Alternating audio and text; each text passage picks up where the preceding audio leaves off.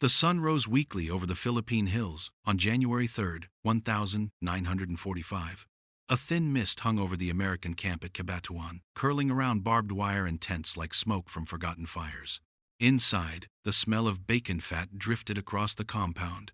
The sizzling hiss of eggs on cast iron broke the silence, mingling with the scrape of tin plates and the low murmur of soldiers gathering for morning chow.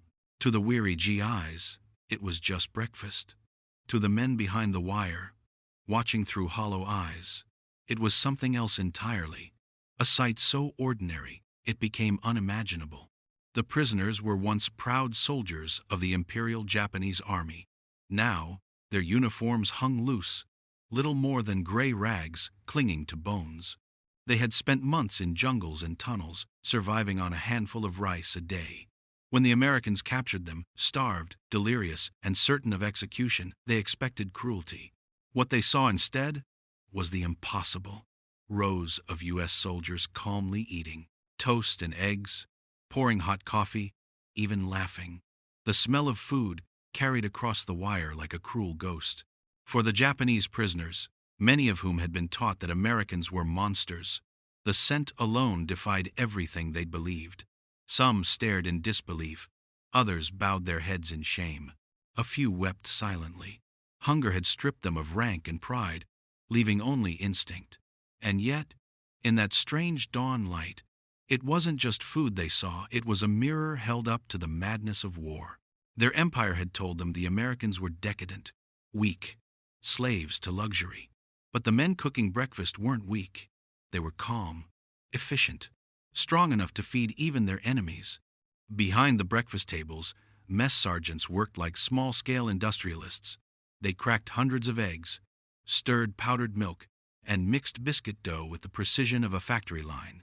Each pot of coffee was measured, each serving controlled by the minute rhythms of the Quartermaster Corps, a system so vast that even in the chaos of war, it could deliver fresh rations daily to the front. Every loaf of bread, every tin of Spam, every jar of jam was a triumph of logistics. For the prisoners, it was unthinkable. Japan's supply lines were collapsing. Its soldiers foraged for roots and snakes. Here, their captors feasted before battle, as if war itself were just another day's work. In the guard posts, the Americans kept their distance, but not their humanity. Some tossed small pieces of bread toward the prisoners when officers weren't looking. One young corporal, no older than 20, pushed half his breakfast through the wire with the handle of a spoon. The Japanese soldier who took it hesitated before accepting, eyes wide, trembling hands clutching the warm bread as if it might vanish. It was the first wheat he had tasted in months. The act didn't erase the war, it simply reminded both sides that mercy could still exist amid its ashes. Beyond the camp, the land bore the scars of the Luzon campaign. The roads were filled with trucks, carrying food, ammunition, and wounded men. The American supply chain stretched across the Pacific like a steel artery. Liberty ships unloading crates of flour, sea rations, and canned meat onto beaches churned by surf and shell fire.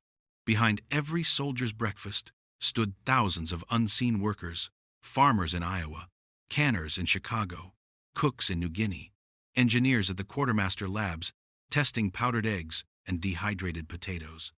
The American meal was not a symbol of luxury. It was a symbol of industrial war, of a nation that had turned its farms and factories into weapons of endurance. For the Japanese prisoners, this abundance was the final confirmation that the war was lost. They had been told that the emperor's divine power would overcome American machines. But here, on a quiet morning, the truth was laid bare in coffee, steam, and frying grease. The Americans didn't just have more weapons, they had a system that fed body and spirit alike. The imperial soldiers had fought with courage, but courage couldn't fill an empty stomach. At one corner of the camp, Lieutenant Nakamura, once a proud officer in the 14th Area Army, sat against a fence post, watching in silence. His diary, later recovered, described that morning as a humiliation greater than defeat. Yet, as the days passed, something shifted. The same Americans who guarded him also handed out food portions, medical care, and blankets. They called him Sir when taking his name. He wrote, "They treat us as men, not as animals. I do not understand this kind of strength." The camp routine became a rhythm of survival. At dawn, bugles sounded. The guards lined up the prisoners for roll call, and from the distant kitchen came the smell of oatmeal, syrup, and coffee. Each meal was served with precision, an army feeding machine that didn't discriminate. For American soldiers, feeding POWs was a duty, a reflection of the Geneva Conventions that their commanders insisted be followed. But deeper than that, it was cultural, a belief that victory was not just conquest, but civilization. The prisoners soon began to change. Their skeletal faces filled out, wounds healed. A few even smiled again. When American doctors treated their malaria and dysentery, the Japanese looked at them as if witnessing sorcery. Many had been told that capture meant dishonor so profound that they would be executed by their own. Yet here, they were being saved by the enemy. Rumors spread among them. Some believed the food was poisoned. Others whispered that Americans were fattening them for propaganda. But each day, the meals continued simple, relentless acts of nourishment that defied every lie wartime propaganda had sown.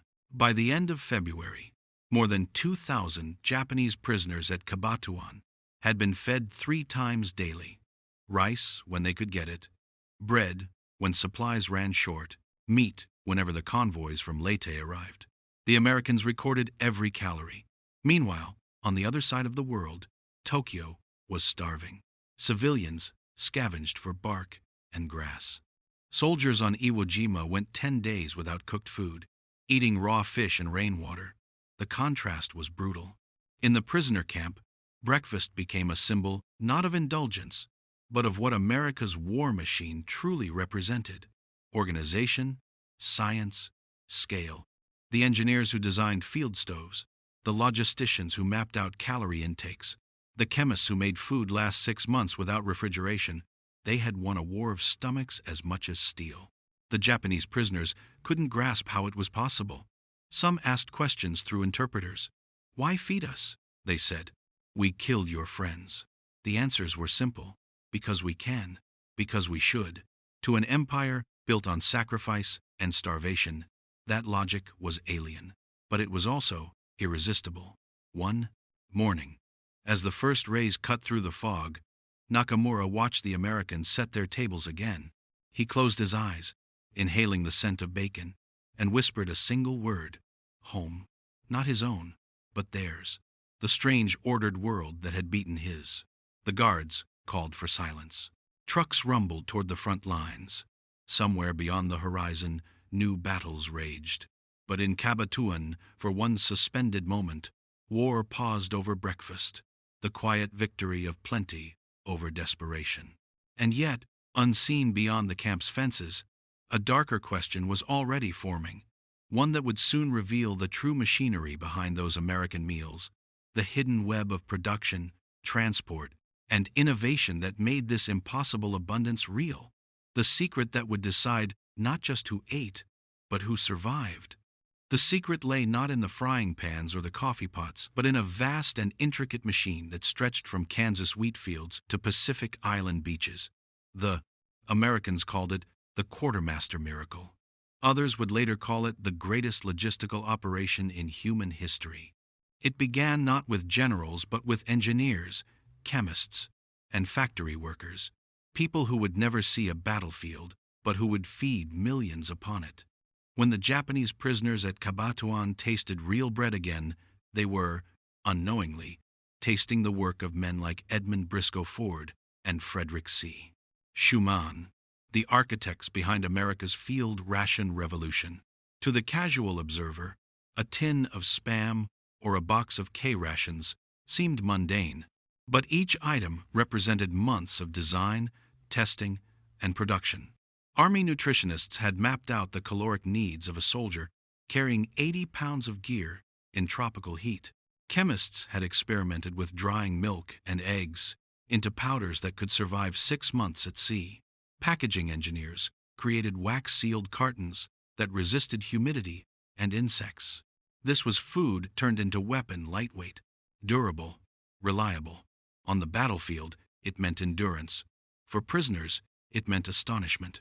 The Japanese army, still using 19th century supply doctrines, couldn't match it. Their rations, rice, dried fish, pickled vegetables, depended on manual delivery lines that collapsed under bombing and blockade. When those failed, soldiers lived off the land. In contrast, American divisions moved with entire floating cities behind them. Liberty ships carrying flour and meat, reefers filled with ice, tankers of fuel, convoys escorted by destroyers. At every stage, a network of trucks, trains, and aircraft turned food into forward momentum. The Japanese couldn't understand how an enemy so far from home could eat better than they did in their own empire. By early 1945, the U.S. Army's Pacific supply chain was feeding 1.8 million troops daily.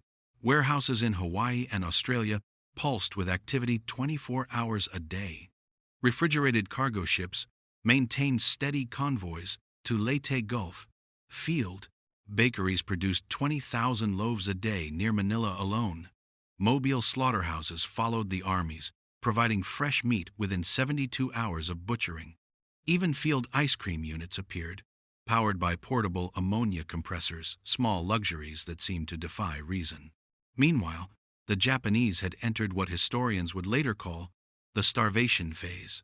Reports from the 14th Area Army described troops reduced to one rice ball a day. Soldiers ate grass, tree bark, or anything that crawled. A captured diary from Lieutenant Hiroshi Nakata recorded, "Our stomachs scream louder than the shells." That hunger drove fanaticism, and fanaticism drove death. Men who hadn't eaten in 3 days could still charge a machine gun if their honor demanded it. The Americans saw that madness again and again, in bunkers, in caves, in trenches filled with emaciated bodies that refused to surrender until the very last heartbeat. The technical advantage that turned breakfast into a symbol began with the field ration redesign of 1942. Major Ansel Keys, a physiologist at the University of Minnesota, developed the K ration, a compact meal of biscuits, meat, cheese, and chocolate, sealed in waxed boxes. It delivered 2,830 calories in under 2 pounds of weight. Tested on paratroopers, it became the backbone of mobile warfare.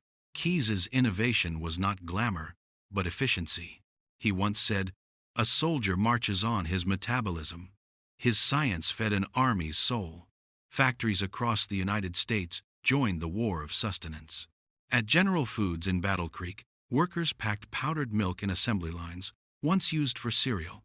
At Hormel in Austin, Minnesota, 15,000 employees produced Spam around the clock, 90 million pounds in 1944 alone. Chrysler and Ford retooled to manufacture mobile kitchens, while Westinghouse built refrigeration units for jungle bases. These were not just workers, they were quiet soldiers of the home front. Every crate that reached the Pacific carried the fingerprints of their endurance. When American troops landed on Okinawa, the contrast reached its peak. Marines stormed beaches with full stomachs, while Japanese defenders, many already malnourished, dug into caves with their last handful of rice. The battle lasted 82 days. More than 100,000 Japanese soldiers perished. Starvation claimed almost half. American rations arrived daily under fire, dropped by parachute or ferried ashore by amphibious tractors. Field kitchens operated under bombardment, boiling coffee in shell craters, serving bacon and corned beef to exhausted men. The smell of that food carried through the smoke, reaching Japanese lines where starving defenders lay in silence, listening to their enemy eat. Engineers at the front kept the system alive. They built makeshift refrigeration from captured equipment, repaired ovens with tank parts, and improvised stoves from fuel drums.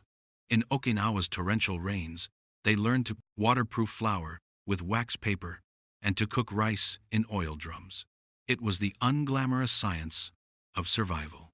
When supplies ran short, air transports from Guam dropped emergency ration bundles by the thousands, their parachutes blossoming like white flowers across the hills. To the Japanese, It was incomprehensible.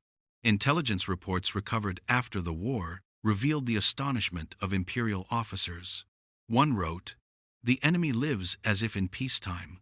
Another added, "Their stomachs are full. Ours are empty."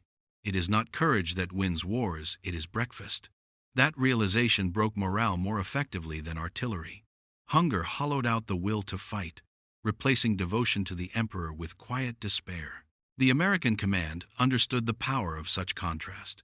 General Douglas MacArthur's staff ordered that all captured Japanese be treated according to regulation, not only for moral reasons but psychological ones. A well-fed prisoner was a living message to those still fighting. Propaganda leaflets showed captured soldiers eating rice and soup under American care. Broadcasts told the starving defenders, "Your comrades live. Lay down your arms and eat." The result was measurable. Surrender rates increased by 35% during the Luzon campaign. Yet behind that mercy was machinery as cold as steel. Every can of beans, every crate of flour was logged, tracked, and prioritized in a war economy so immense it could feed both friend and foe. The office of the Quartermaster General oversaw 200,000 civilian employees, 6,000 laboratories, and 140 depots worldwide. It was war by spreadsheet before the computer age. Engineers calculated calories per ton, distance per gallon, and shelf life per day of humidity. It was mathematics turned into compassion, science converted into sustenance. As the war neared its end, even the prisoners began to understand that this abundance was not arrogance, it was organization. Nakamura, once too proud to meet his guards' eyes, began helping distribute food to fellow captives. He later told an interpreter, "We thought you were soft. We were wrong. You have conquered hunger itself."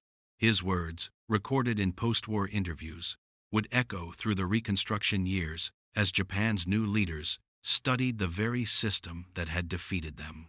By the summer of 1945, as Hiroshima burned and Tokyo lay in ruins, the surviving Japanese POWs continued to receive 3 meals a day. The same soldiers who once worshipped sacrifice now watched American cooks pour syrup over pancakes, their faces illuminated by the rising sun. What began as disbelief had turned into quiet awe. The enemy's secret weapon was not a bomb or a bullet, it was efficiency. Still, the story did not end there. When peace came and the camps opened, a new kind of reckoning began. The same logistical empire that had fed victory would now face the burden of feeding the defeated. The warehouses once filled for soldiers would become lifelines for civilians. The war of hunger was ending, but a new war of mercy was about to begin. When the guns finally fell silent in August 1945, the Pacific smelled not of cordite, but of hunger. Entire cities had been erased. Tokyo's streets were lined with ash and ghosts, and in villages from Kyushu to Hokkaido, people dug through ruins for food scraps. The empire that had promised its citizens divine victory now couldn't feed them. From the ashes rose a bitter question. How does a nation starved by war learn to eat again? Across the ocean, American ships began unloading something entirely different from shells and rifles. Sacks of wheat, barrels of powdered milk, crates of canned meat. The same logistical arteries that had fed armies were now redirected toward the defeated. Operation Blacklist, the Allied occupation of Japan, wasn't just a military plan. It was an act of reconstruction by nourishment.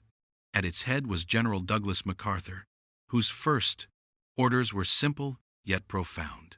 Feed them. He understood what starvation could do to a nation's soul.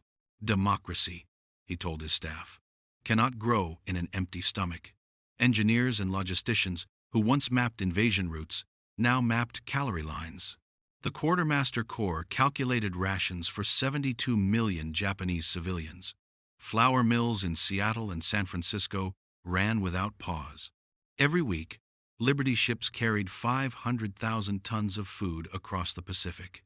American farmers, who had once fed an army, were now feeding an enemy.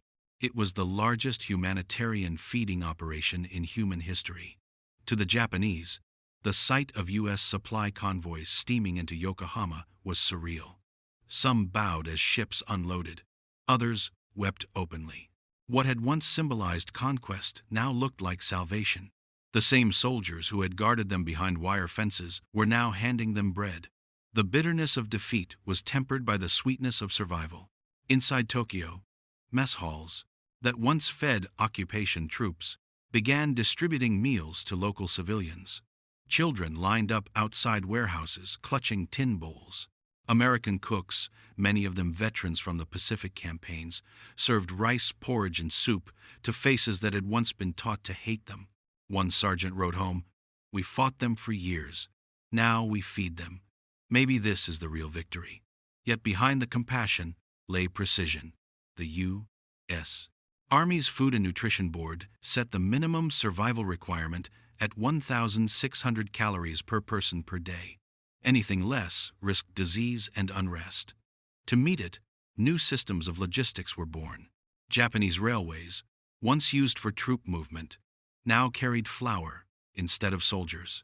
Engineers repaired ports, not for battleships, but for cargo ships. Technicians reactivated water plants and bakeries, calculating oxygen levels for yeast revival in cities that hadn't smelled fresh bread in years. Meanwhile, the psychological shift among Japanese POWs became a mirror for the nation. Those who had once been prisoners returned home and spoke quietly of what they had seen in the camps.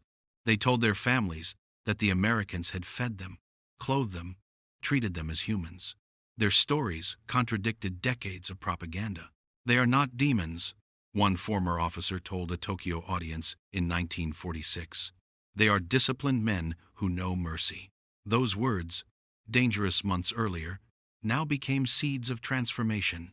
American psychologists studying the occupation noted how food became an instrument of re-education. Public cafeterias in Tokyo played soft jazz while serving meals, associating nourishment with calm and order.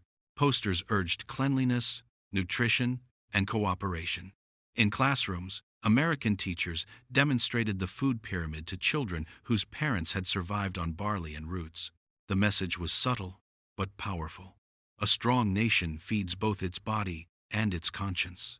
Factories that had once built guns now produced kitchen stoves. Iron once destined for tanks became cookware.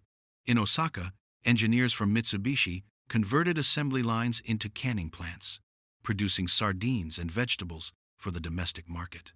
It was industrial repentance through sustenance. As wages rose and stomachs filled, the foundation of post-war Japan began to solidify not through ideology, but through food. The transformation extended far beyond survival. By 1947, Japan's government, under U.S. supervision, established the Nutrition Improvement Law. It standardized dietary education nationwide, introducing milk and bread into school lunches. American wheat became the taste of recovery. For children who had grown up in famine, the smell of baking bread in classrooms became a memory of rebirth. In Washington, some critics argued that feeding a former enemy was folly, but policymakers saw the results. Within 3 years, malnutrition deaths dropped by 80%. Agricultural productivity doubled. Factories resumed exports. Japan's reconstruction became the template for modern humanitarian logistics from Korea to Afghanistan. The same principles that once sustained a war now sustained peace, efficiency, precision, and empathy. For the veterans who had fought those bitter battles, the irony was heavy. They had seen friends die on beaches and in jungles. Now they watched former enemies rebuild under American aid. Yet many understood what this meant. Feeding Japan wasn't forgiveness, it was strategy. A nourished Japan would become a bulwark against communism, a stable democracy in a region on the edge of chaos. The cold logic of geopolitics had found an ally in compassion. But for those who had lived the hunger, the meaning was more intimate. Lieutenant Nakamura, the former prisoner from Cabatuan, returned home to a nation he scarcely recognized. He volunteered at a Tokyo soup kitchen run by the occupation forces.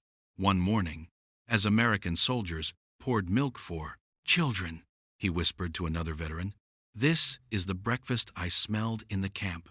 His voice trembled. It defeated us, but it also saved us. That moment captured the paradox of modern war. The same system that had powered conquest had also enabled mercy. The factory worker in Iowa, the chemist in Minnesota, the cook in Manila, they had all become part of a continuum that stretched from destruction to renewal. It was proof that civilization's greatest strength was not its ability to fight, but its ability to feed. As the 1,950 seconds dawned, Japan's cities hummed again. Neon lights flickered over noodle stalls and bakeries. Trains carried rice, bread, and sugar instead of soldiers. Children ran to school with full lunches. The empire of starvation had become a nation of sustenance. And yet, the memory of that first American breakfast lingered, bacon hissing in the pan, coffee steaming in tin mugs, the smell of peace rising above the ruins. History would later call it the transformation of a defeated empire into an industrial democracy. But for those who lived it, it was simpler. It was the moment when war's hunger gave way to humanity's meal. The lesson endured long after the uniforms were packed away. That power measured only in weapons fades, but power measured in compassion endures. In the end, the story of the starving Japanese prisoners was never just about what they saw the Americans eat, it was about what they learned from it. Strength was not cruelty, victory was not vengeance. True supremacy lay in the ability to build, to organize, to feed, to forgive. From the ashes of battle rose a single truth that echoed through generations. The nation that can nourish both enemy and ally is the one that truly conquers. Because in the long history of war, weapons end conflicts, but breakfast rebuilds civilizations.